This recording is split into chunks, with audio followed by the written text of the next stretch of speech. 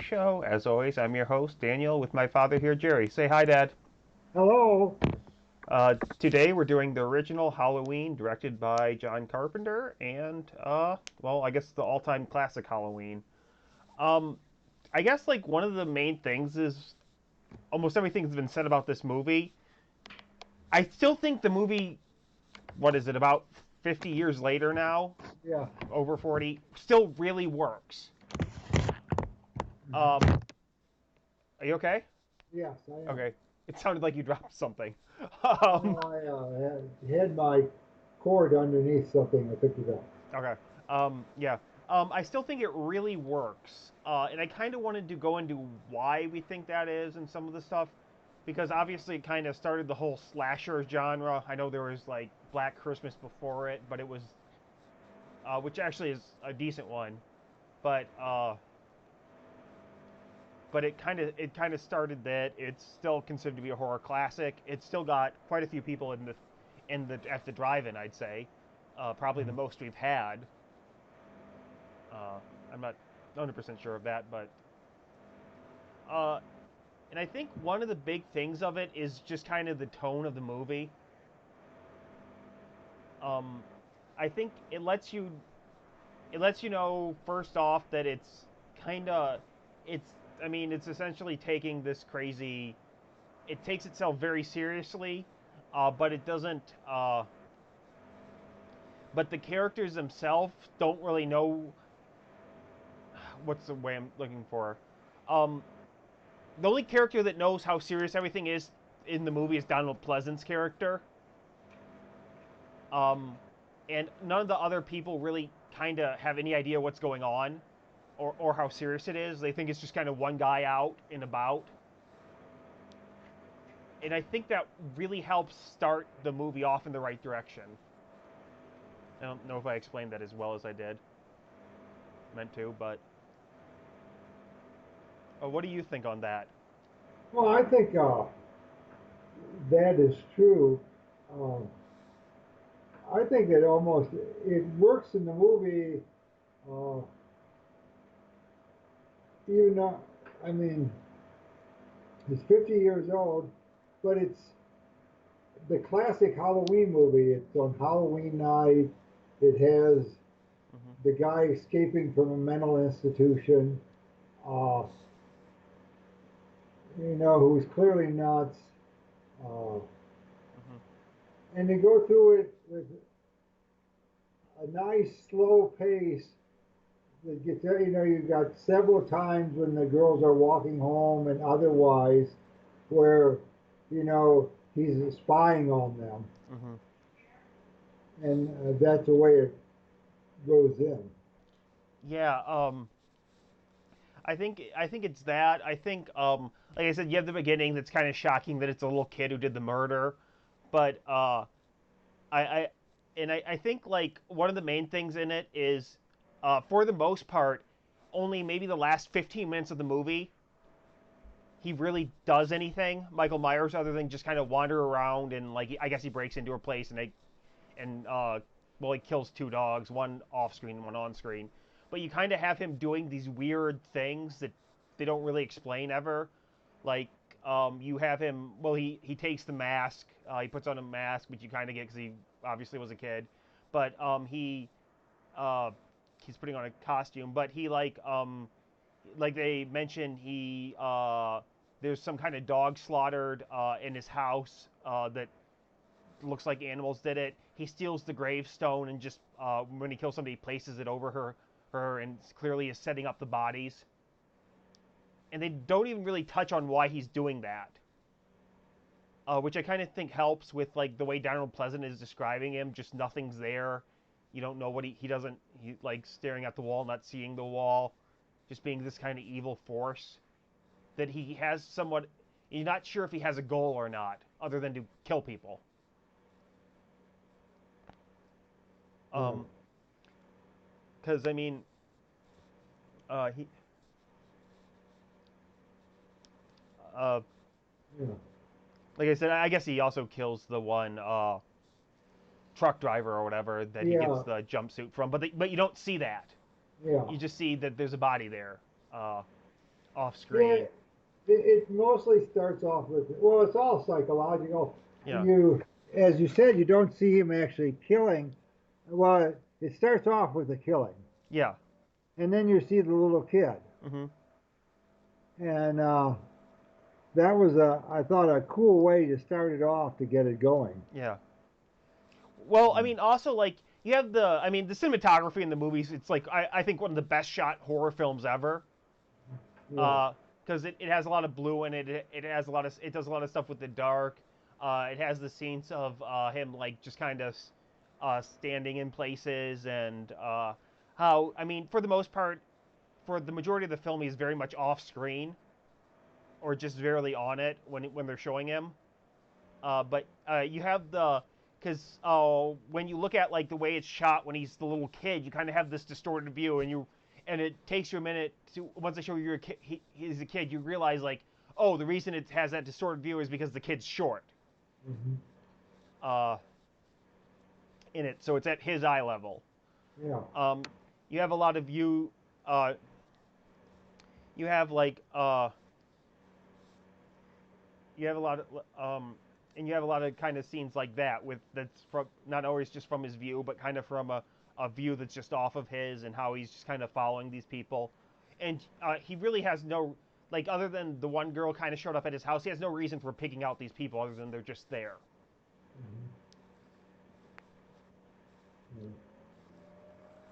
Hmm. um, The other amazing thing about the movie is I think it was made on an ultra cheap.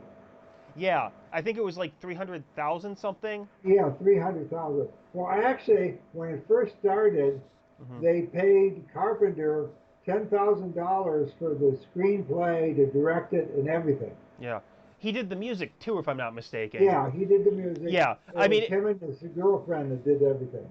yeah, I was gonna say like, and I mean the music's also probably the most famous horror movie score and one of the most famous movie scores of all time.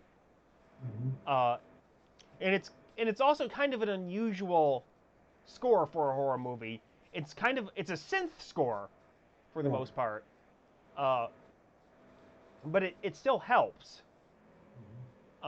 in it. The Carpenter actually, there he had worked with the guy who produced it before, Hmm. Yeah. and Hmm. Yeah, I know it was like originally called the Babysitter Murders and stuff, which kind of makes probably more sense than the actual name, since yeah. because that's what he kind of does. But Mhm. I think like a part of it was they were like somewhat limited on how bloody and stuff they could be and gory, so you Yeah, kind of and like the kills and like a lot of the kills aren't like well the three kills well essentially I guess there's four kills, but the main three kills they show on screen that's done by older Michael are pretty like I mean there's two strangulations that are pretty brutal and differently shot. Like the one shot in the car, and then you have it kind of fogging up this yeah, thing. You have the one where he chokes him out with the cord, and obviously then the other one that's the great scene of him stabbing the guy in with the knife and him and the guy's body just kind of dangling there yeah, uh, with it. And I mean, he doesn't like he doesn't even like with seem to care that Jamie Lee Curtis is around until she shows up where he is. yeah, And it seems like more he just kind of showed up in the like he's stalking these people, yeah, but they also just kind of showed up where he was, and which is why he went after them. There's yeah, no he doesn't have some great evil motive really. That well he might, but you don't really know. yeah. We don't understand him psychologically. Yeah, and I think that's one of the things that makes him kind of so scary in the movie is that, and you have a lot of the stuff that Donald Pleasant does, that Yeah, there's just no understanding him. He's just not this thing you understand. yeah, Uh, Obviously, there's that famous scene, like looking at the wall, not seeing the wall, looking over it. That's like a yeah, it kind of does it's, I guess, an example of how to do tell, not show, yeah, which is you're supposed to show, not tell in movies. But it's just him and that brief thing just gives you their entire relationship up. Uh, yeah, the first scene, Donald Pleasant's in Dr. Loomis in the movie, obviously. when they're out, he just seems like this kind of nasty person. Yeah. But then when he realizes Michael could have escaped, he's terrified, Yeah. and nobody else is terrified until that. Yeah. And you kind of, and like he doesn't want to cause a panic. He doesn't want to do this. Yeah. But so you kind of get where he's coming from. I mean, you even see at the point he kind of has fun when he scares kids away from the house. But and I think one of the things in the movie is that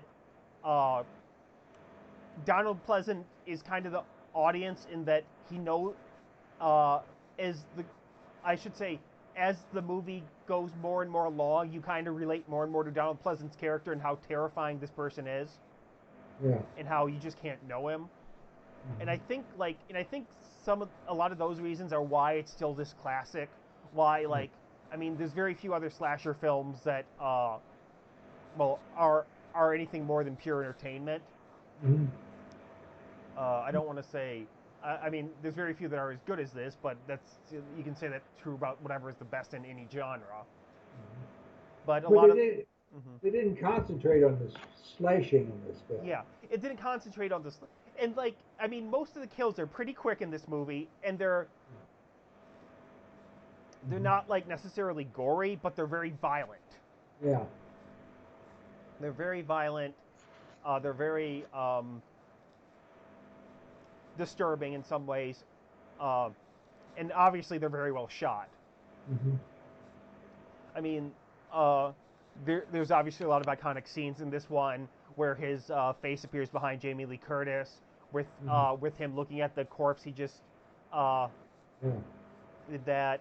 The movie doesn't really rely on jump scares that much, and when it does something that I like with jump scares, and with like the only real jump scare in the movie is when the gutter breaks and it shatters and they're in Michael Myers' house. Mm-hmm. But it scares the people that are there. It's not there to scare the audience. It's there to scare the people in the scene. Yeah. And it's a scene where there's a lot of tension because they don't know if he's there. And because I hate it when jump scares are just there to scare the audience. Mm-hmm. It never made any sense to me. This was the first movie that was actually on Halloween. Really? Yeah. And actually the idea for the making it Halloween came from the producer. Yeah. It started off as the Babysitter Murders. Yeah. And he suggested they use Halloween night. Mm-hmm. And of course, Carpenter's interest in it, and you can see this in the movie. Carpenter had an interest in haunted houses, and of course, that was a scene in the bedroom where he places the sort of like a haunted house. Yeah. Oh yeah. No, like you have the Myers house that's run down and stuff. Yeah. But I mean, one of the things the haunted house was, where you put the people, and it's like when you walk through a haunted house. Yeah. One falls out of the closet and things like that. Yeah. Like I said, it kind of because one of the things that's interesting, and it never discusses in the movie, is that Michael Myers is staging the bodies. Yeah. Like I talked about before, he stole the gravestone and stuff. We have no idea why he's doing it, but he's doing it. Yeah. We don't know if he's killing them a specific way or it's just the way of convenience, but he's doing it. Yeah. And I mean, one of the things that the movie takes a lot of things that aren't that creepy, like obviously the scene with him in a bed sheet. Yeah. And stuff is really famous. Mm-hmm. Because I mean, it's not a creepy image on itself, but in the movie it's terrifying. Yeah. So I mean, there's clearly kind of more going on with Michael Myers in his head than what we know, because like we said, he had to get the mask. Obviously, in the other things he wears a mask, but the other things are of varying quality to the Halloween films. You know where they got the mask from? I know it's a Captain Kirk mask, right? Right. Yeah. He modified. Because I think the other one's a Brett Spiner masks that they use in the other one, Data. Oh, okay. But yeah, I know they like painted it white and pulled out a lot of the hair and stuff. I know they had a couple masks and they picked that one because it was the most emotionless, which I mean works because you have this. I mean, one of the things is when he's looking at things, there's just nothing, Yeah. and that again goes with what Loomis said. There was just nothing there in him as a kid or as a what as a Yeah. whatever, and I mean, I think a lot of this. I mean, I think a lot of. I mean, and one of the things that also makes the movie so good is that the characters are likable. Yeah.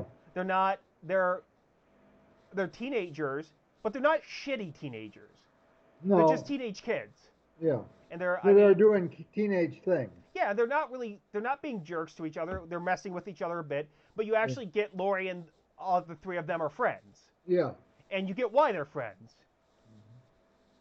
Uh, The and I mean, they tease each other. They smoke weed together.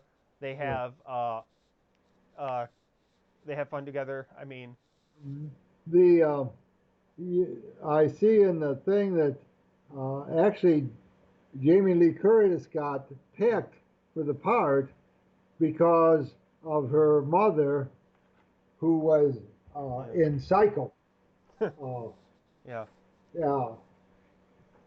Well, I mean, I think certainly this movie has aspects that it's inspired by Psycho. Yeah. I mean, he shows some older horror movies that I'm sure inspired him. I mean, obviously he famously remade The Thing, Yeah. uh, in it, and actually probably made the better of the two versions. But Yeah. uh, and they show The Thing. But yeah, I mean, I think but I mean that itself. I mean, the movie itself is still like I think pretty unique among the horror films because you still don't really get. Most of them go for blood and gore. They don't really go for that. Yeah. Kind of stuff. But most of like the brutalness of the kills come from more of the cheese factor than the brutality Yeah. compared to this movie. Like you have these massive things of blood squirting everywhere and stuff, which is fun. But I guess one of the things I think makes it is it's less of a B movie than most other slasher films and horror films in general.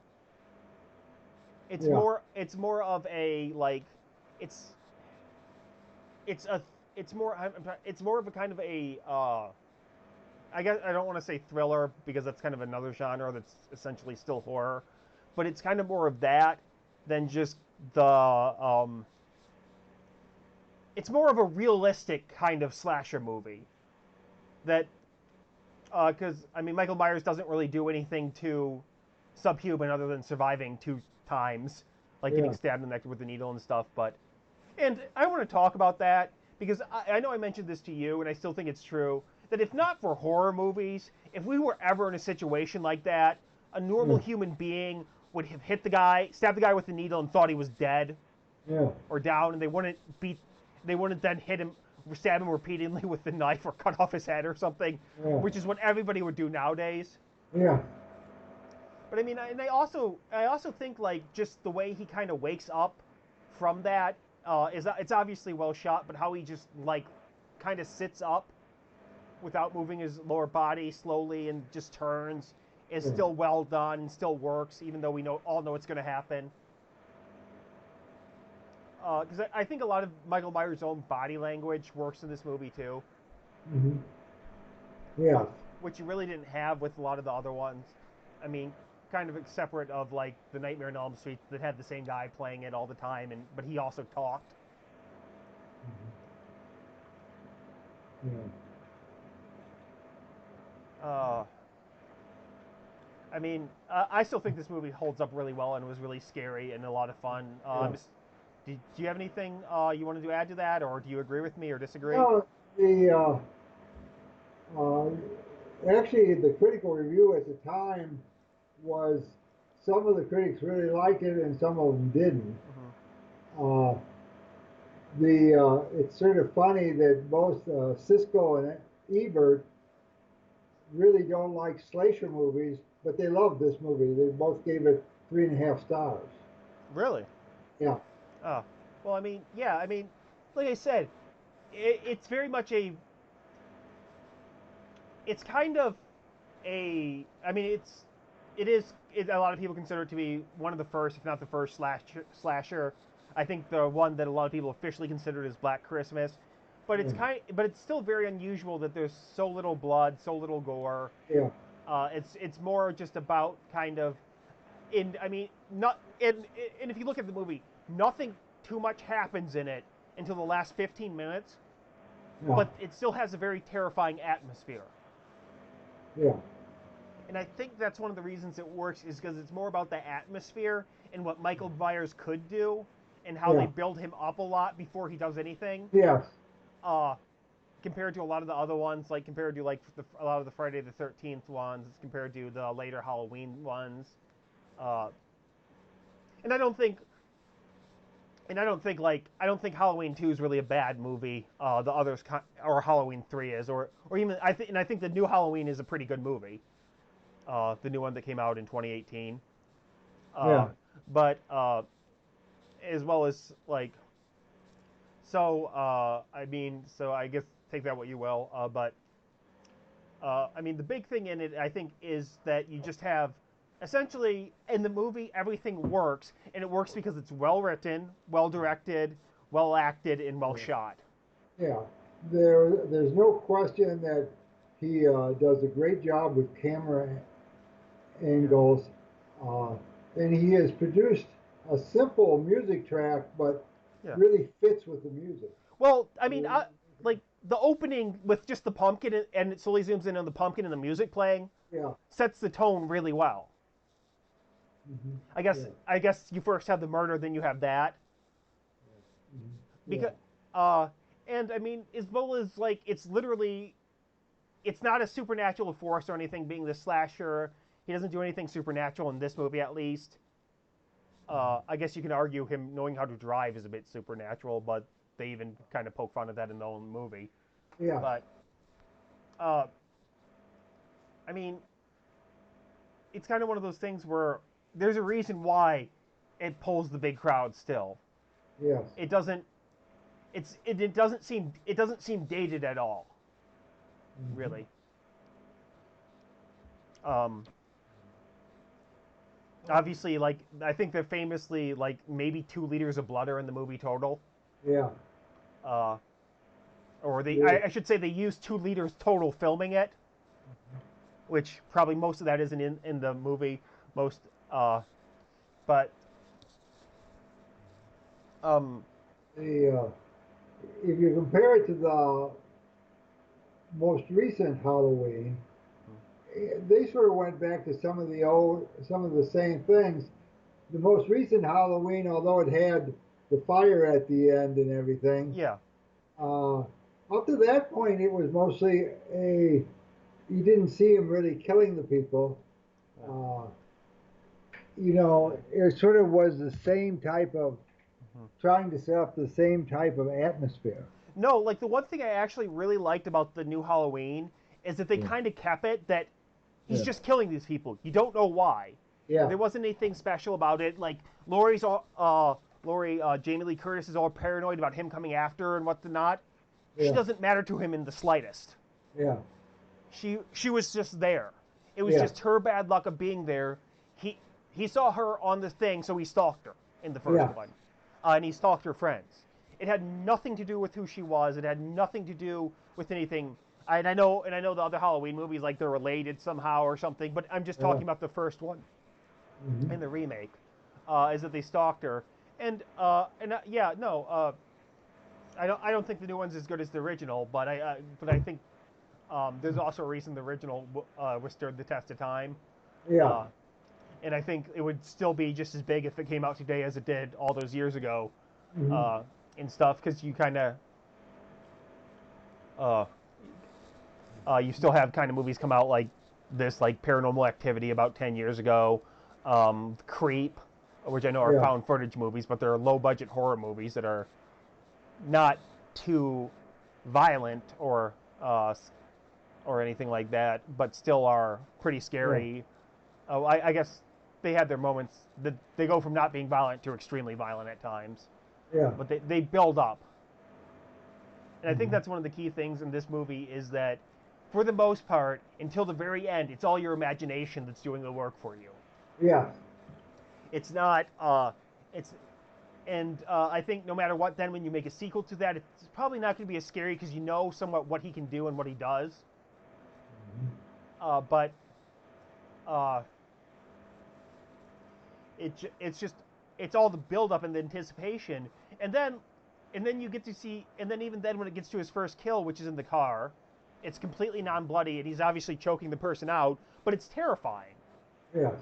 Uh, in fact, I don't think there's much blood. I don't think you see any blood in any of the times he kills the people, because the one time it's very dark when he stabs the guy, and the other two are choked out.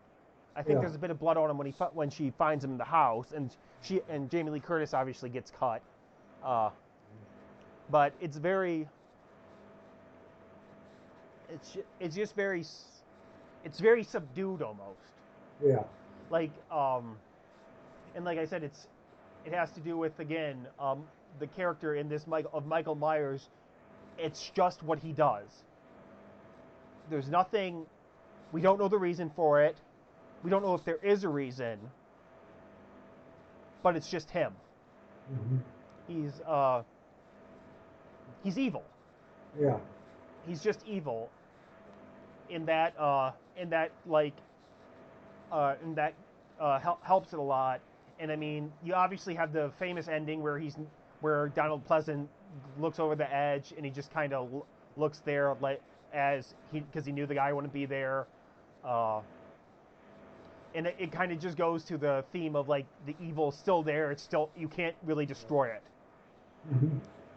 And it works with like that, because I know that's one of the things Donald Pleasant added in himself, thinking that Dr. Loomis knew he wouldn't be there, and I think that helps end the movie on kind of a terrifying note, Yeah.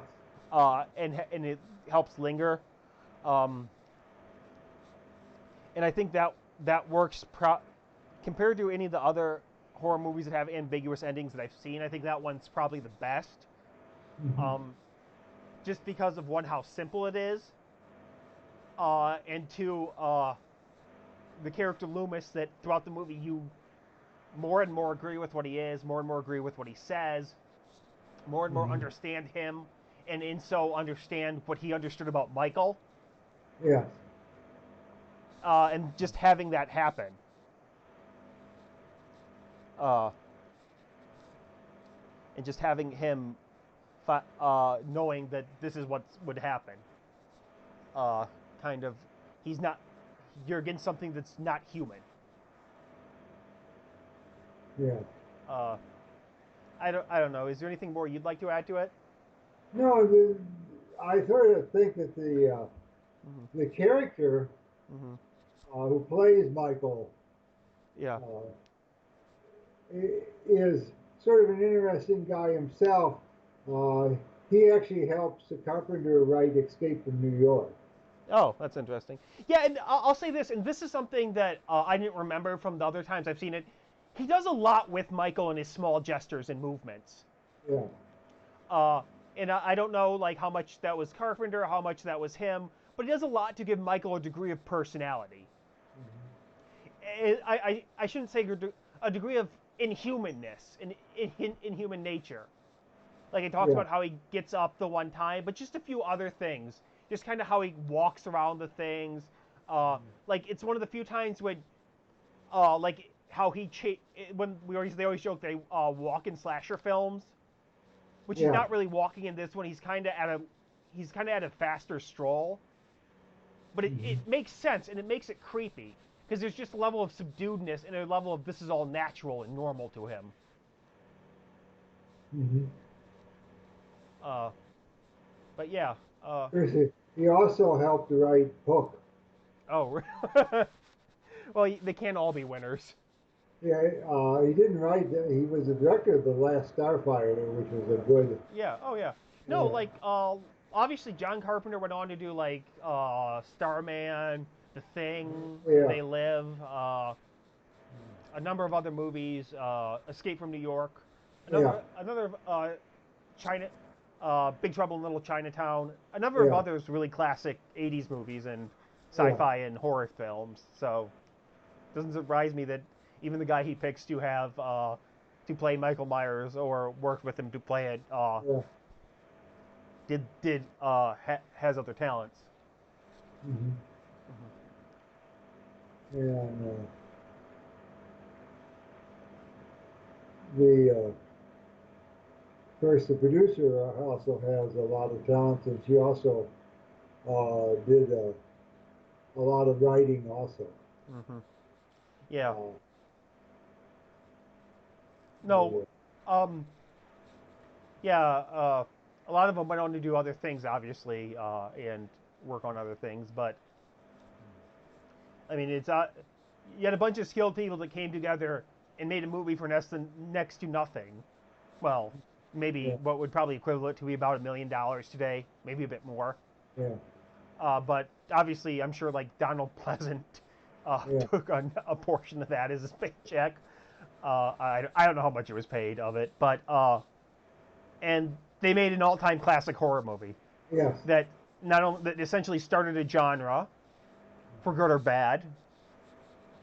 That I mean, I think this thing really helped horror movies become mainstream, yeah, and you probably wouldn't have as near of an industry of it without something like this as you do today. Uh, hmm,